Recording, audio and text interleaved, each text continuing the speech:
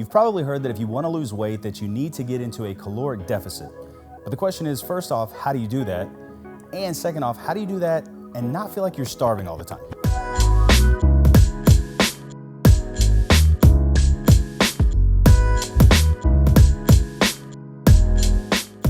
For those of you that don't know me, my name is Dustin Williams, and for the best nutrition, health, and fitness advice, make sure to subscribe to my channel and hit that little notification bell so that you're notified every time that I post a new video. When people want to get into a caloric deficit, it's not uncommon for them to go on ultra low calorie diets. The problem with these is that they typically slow your metabolism, they're going to cost you lean muscle mass, they're really difficult to adhere to most of the time because you're not eating very much, and generally you're going to get weight gain later on, so it's not really sustainable long term. So in order to get into a caloric deficit, the first question that we have to ask is, what is a caloric deficit? Basically what it means is that you are taking less energy in than you are expending. Relatively pretty simple, right? For the most part. It's not quite that easy, but at the same time it kind of is. Making sure that the amount of calories, because a calorie is essentially it's a unit of measurement of energy, and making sure that the amount of calories that we are taking out is less than the amount of calories that we're using or burning on a daily basis.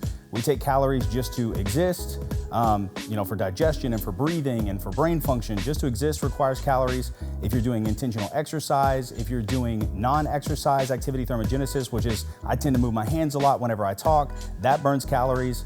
The type of food that we're eating, like higher levels of protein can end up burning more calories whenever you're taking in higher protein diets, different things like this. And we have to focus on making sure that the amount of calories in are less than the amount of calories that we're burning every day. This puts you into a caloric deficit. This is what's going to lead to weight loss. So how do we get into a caloric deficit? There's essentially two different ways to figure out what you need to do. The first thing is to get an idea of what your maintenance calories are. So maintenance calories means how many calories can you eat on average on a day-to-day basis and not lose weight or gain weight. You pretty much stay about the same. Body composition doesn't really change much. The question is, how many calories do you need to do? If you figure that out, that is your maintenance calories. The easiest way to figure out your maintenance calories is to actually just start tracking what you're eating on a regular basis. Track what you're eating day to day for about a week, maybe 2 weeks, to get an idea of how many calories you're taking in and not seeing any change for the most part on the scale, minus, water fluctuations. And that is one of the best ways, in my opinion, to get your maintenance calories. Not one of the easiest and definitely not the quickest, but it's one of the best ways to do this. Once you get an idea of how many calories you need on average based on your lifestyle, from there you know that you can take in less calories than that and start to be in a caloric deficit. Now, as far as tracking your calories, there are apps out there that can do this. I've already done a video on what I consider the best calorie tracking apps. I'll link to that in the description for you. Just take a look at that if you're not already using one, or if you want to see the ones that I recommend. But use the calorie tracking apps. It makes life so much easier. You scan the food in, you put stuff in, you spend a few minutes a day. Easiest way to track your calorie intake. Utilizing this, one of the best ways in my opinion, as I said, to figure out what your maintenance calories are. The second thing that you can do is using a calorie calculator online. And I think that these are great. I've also done a video specifically on how to use a calorie calculator. I will link to that in the description below as well, so you can check that out. I think that they're great, but one of the things that you need to understand about a calorie calculator is that it's really just an educated guess. We don't have an accurate way of truly knowing how many calories you are going to need exactly to lose weight until you start playing with the numbers and figuring it out. So you can check the calorie calculator out. You use these things, they give you an idea of what they think your maintenance calories are. They'll give you an idea of how many calories they think you need to take in order to lose 1 pound a week, 2 pound a week, so on and so forth. I think that utilizing this can also be a great way. It's not always going to be as effective, in my opinion, as the first version, but it's a lot easier and it's definitely a lot quicker, because what you can do is you can start off with a calorie calculator, see where you're at, and then see how your body responds. Now, understanding how to get into a caloric deficit, how do you get into this caloric deficit without feeling like you're starving?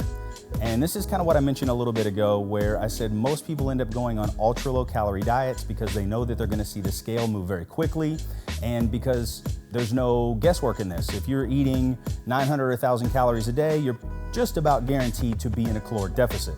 So you don't have to try to figure it out. You don't have to know your maintenance calories. You don't have to calculate anything. You just don't hardly eat, and guess what? You lose weight.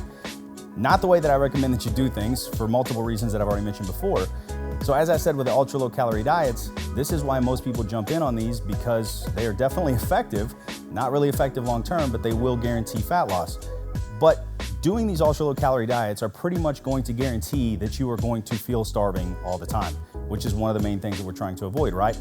So in order to avoid that, here's my recommendation. Your calorie range that you're on should make it to where you are losing per week a maximum of 1% of your body weight. And when I say 1%, I'm talking the upper end. It really should probably be a little bit less than 1% of your body weight a week.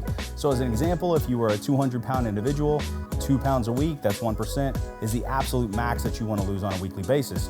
Ideally, it would probably be a little bit less. Most of the research is pointed to this being the ideal amount for weight maintenance, so that whenever you lose the weight, trying to keep it off, for keeping your metabolism a little bit higher because of metabolic adaptation. Your metabolism is going to adapt if you go super, super low calories. It's also easier to maintain a routine if you are eating more food. So if you can lose 1% of your body weight a week and eat 1,800 calories, why eat 1,000? Now, if you ate 1,000, you'll probably lose more than 1% of your body weight. But as I mentioned, you're gonna lose lean body mass, your metabolism is gonna slow even more, you're probably gonna see more weight gain, all the things that we're trying to avoid, right?